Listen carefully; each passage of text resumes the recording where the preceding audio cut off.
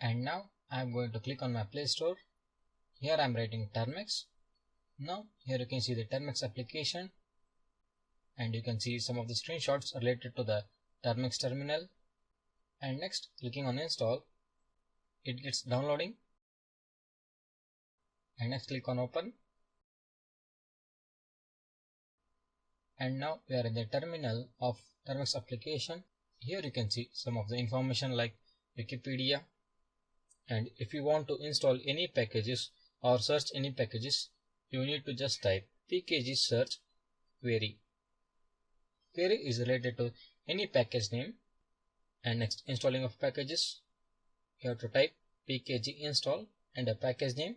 And if you want to upgrade the packages, just type pkg upgrade. And if you want any help from the Termux application, you just type pkg help.